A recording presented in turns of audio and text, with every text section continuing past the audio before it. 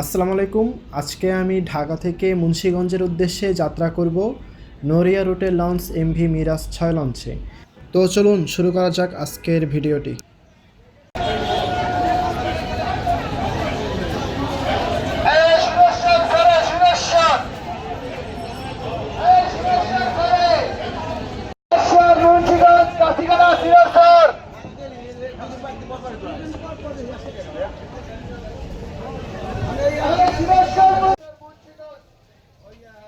এটা হলো এই লঞ্চের ফ্রন্ট সাইড।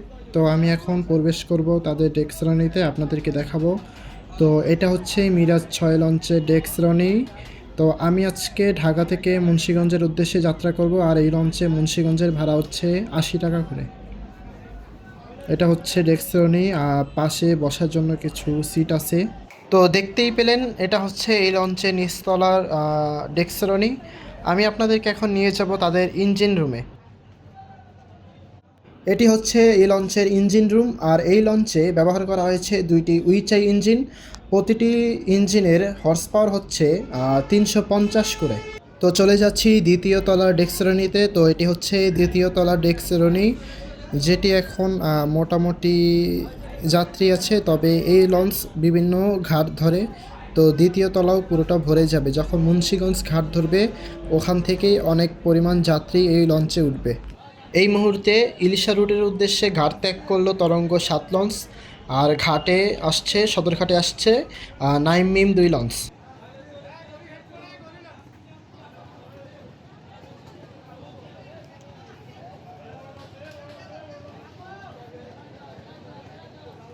এটা হলো এই লঞ্চের ছাদে ওঠার সিঁড়ি। তো এখন উঠে যাচ্ছে এই লঞ্চের ছাদে।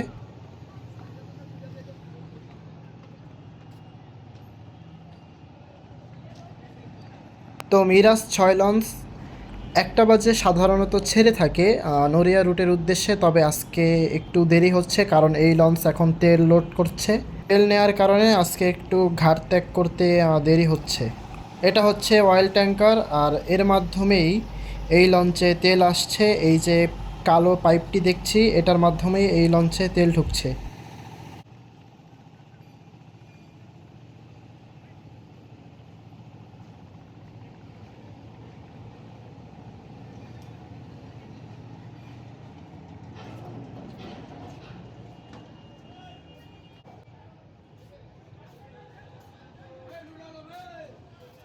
এটা হচ্ছে দ্বিতীয় তলার ফ্রন্ট ডেক।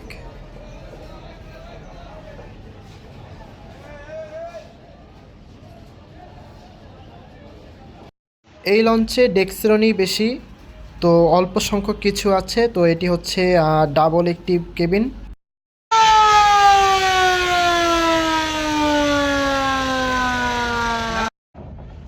এখন সময় হয়েছে এই লঞ্চ ছেড়ে দেওয়ার। তো সিঁড়ি উঠিয়ে নিল লঞ্চ ছেড়ে দেওয়ার জন্য।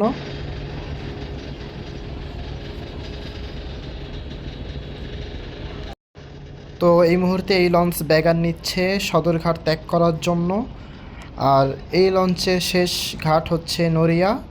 তবে আমি নেমে যাব মুন্সিগঞ্জেই।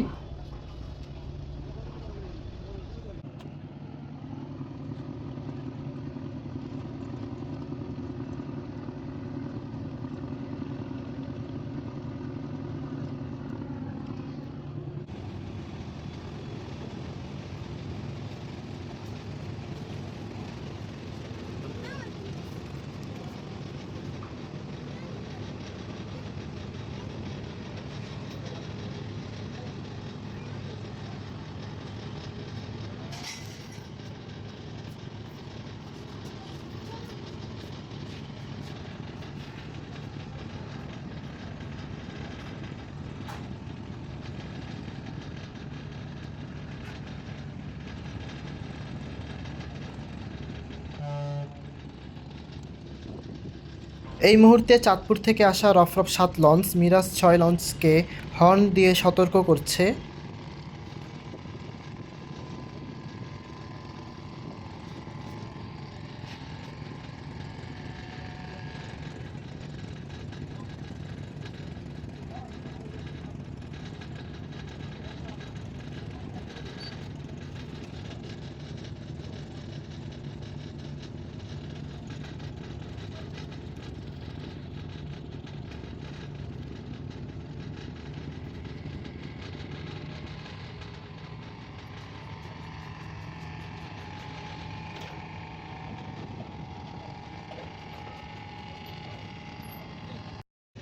তো দেখতে পাচ্ছি কুয়াকাটা 2 লঞ্চকে, তবে কুয়াকাটা 2 লঞ্চ বেশ কিছুদিন ধরে সার্ভিসের বাইরে আছে, কারণ তার একটি ইঞ্জিন অচল হয়ে পড়েছে। তো নতুন ইঞ্জিন ইনস্টল না করা পর্যন্ত এই লঞ্চ এভাবেই পড়ে থাকবে। তো আশা করি খুব তাড়াতাড়ি যেন কুয়াকাটা 2 আবার সার্ভিসে ফিরে।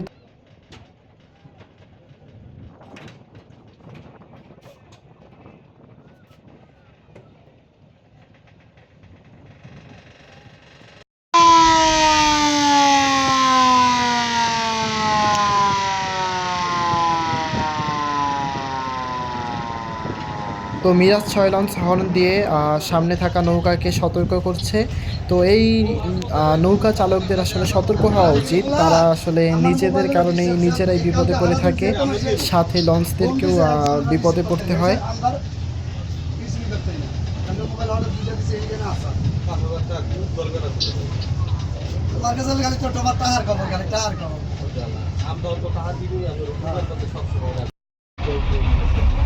দেখতে পাচ্ছি সুন্দরবন বহরের লঞ্চ সুন্দরবন 10, যেটি বেশ 2 বছর ধরে এভাবেই সার্ভিসের বাইরে পড়ে আছে।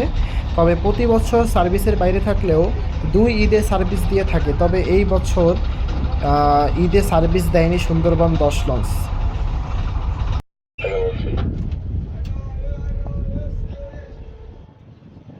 ফতুল্লা থেকে ডাউনে কোনো জাহাজ থাকলে শুনতে পাইলে রিপ্লাই করবেন। আপনার জাহাজ থেকে বলছি।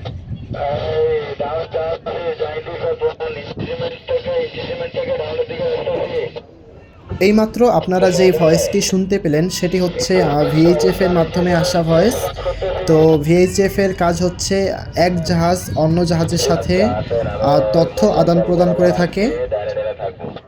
ভিএইচএফ ভেরি হাই ফ্রিকোয়েন্সি, মূলত 30 থেকে 300 মেগাহার্টজ ফ্রিকোয়েন্সির রেডিও তরঙ্গ ব্যবহার করে যোগাযোগ স্থাপন করে। একজন অপারেটর কণ্ঠস্বর প্রথমে বৈদ্যুতিক সিগন্যালে এবং পরে রেডিও তরঙ্গে রূপান্তরিত হয়ে অ্যান্টেনার মাধ্যমে ছড়িয়ে পড়ে এবং অপর প্রান্তে সেই রেডিও তরঙ্গ পুনরায় শব্দে রূপান্তরিত হয়। এভাবেই এক জাহাজ থেকে অন্য জাহাজের ক্যাপ্টেনরা তাদের নিজেদের মধ্যে কথা বলে থাকে।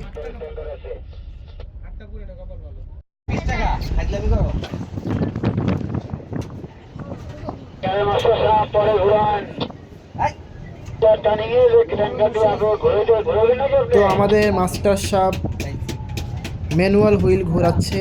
এই হুইলটি ঘোরানো খুবই কষ্ট, অনেক ঘোরানোটা অনেক কষ্ট হয়ে থাকে তাদের জন্য।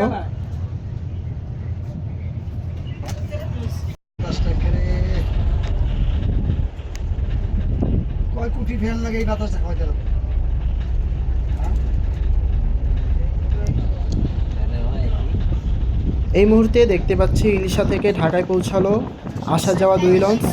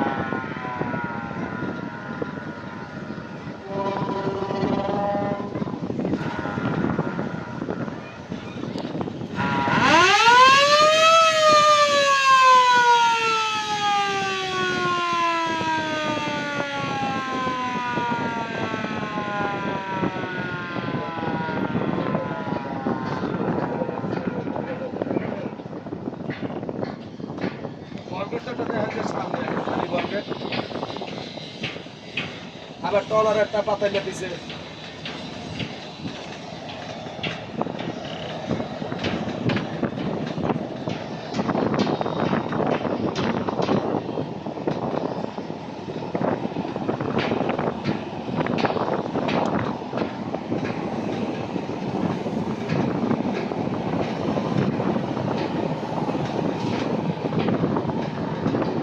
এই বাল্কহেডগুলোকে আসলে বলে লাভ নেই।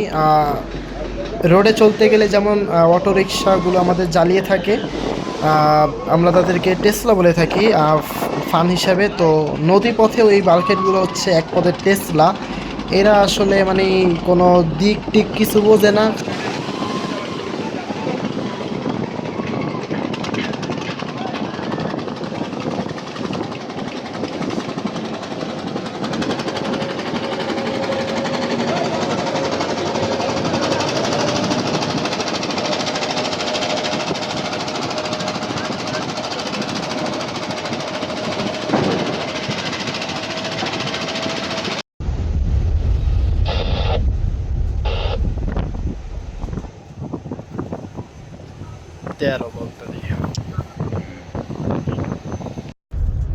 তো আজকে যাচ্ছি মাস্টার ব্রিজে।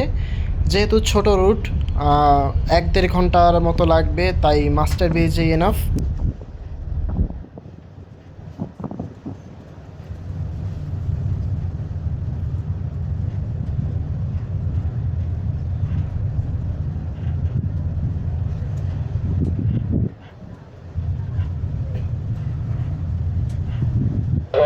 ইগল 9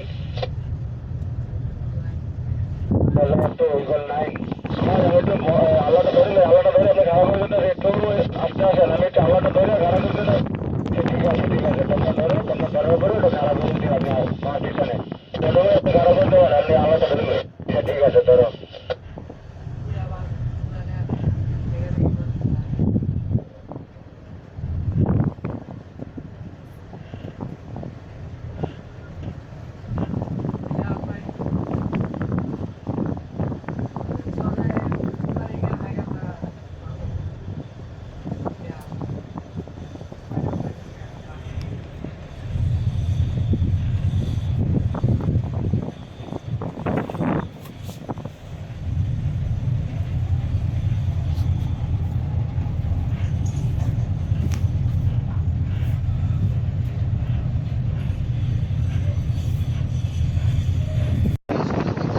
তো এই মুহূর্তে আকাশটা একদম পরিষ্কার, আর আকাশটা দেখতে বেশ ভালোই লাগছে।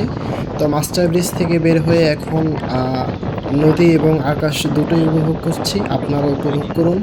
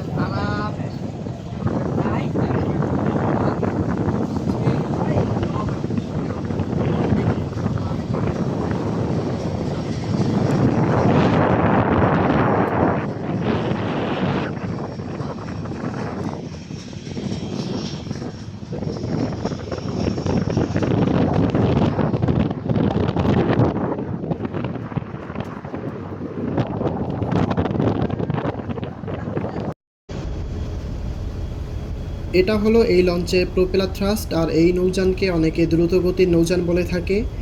চরমোনাই ট্রিপে একবার গিয়েছিল, তো অনেক বড় বড় লঞ্চের সাথে প্রতিযোগিতায় নেমেছিল এই লঞ্চটি। তো এই লঞ্চের বেশ ভালোই গতি আছে, 350 হর্স পাওয়ারের দুটি ইঞ্জিন দিয়ে বেশ ভালো পরিমাণ গতি তুলতে পারে। তো আমার মনে হয় ঠিক আছে, এই গতি অনেক ভালো।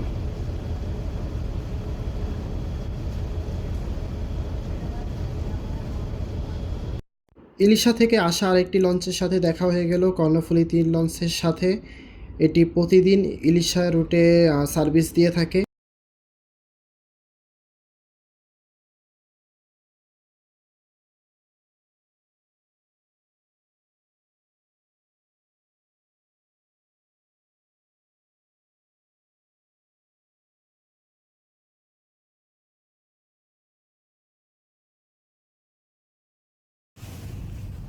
ইলিশা থেকে আসা আরও একটি লঞ্চের সাথে দেখা হয়ে গেল কর্ণফুলী 1-এর সাথে। তো বেশ দুর্দান্ত গতির সাথেই সে ইলিশা থেকে ঢাকায় যাচ্ছে, বোঝাই যাচ্ছে। আমরাও মুন্সিগঞ্জের খুব কাছাকাছি চলে এসেছি, হয়তো আর 10-15 মিনিটের মধ্যেই আমরা মুন্সিগঞ্জ পৌঁছে যাব।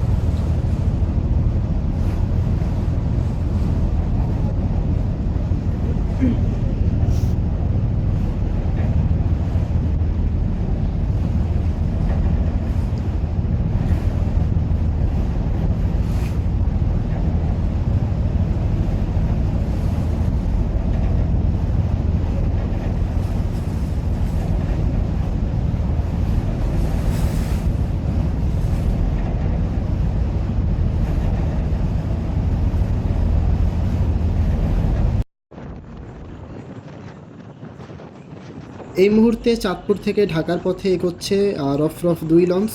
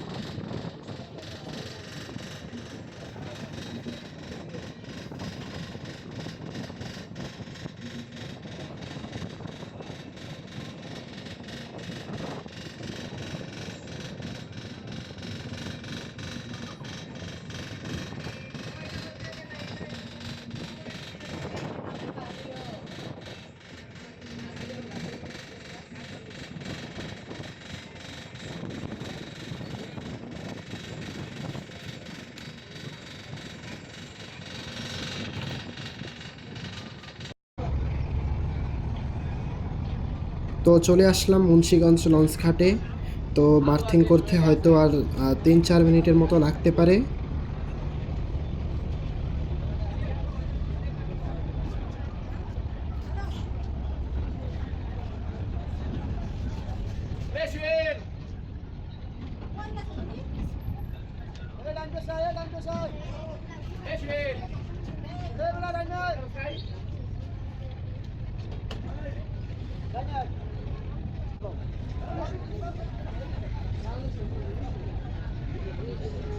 তো একটু ঢেউয়ে কি অবস্থা এই ছোট লঞ্চগুলোর দেখুন। তাই ঝড়ের সময় আপনারা এই লঞ্চগুলো আসলে একটু স্কিপ করারই চেষ্টা করবেন, কারণ ঝড়ের কবলে পড়লে এই লঞ্চগুলো একটু বেশি রিস্কের মধ্যে পড়ে যায়।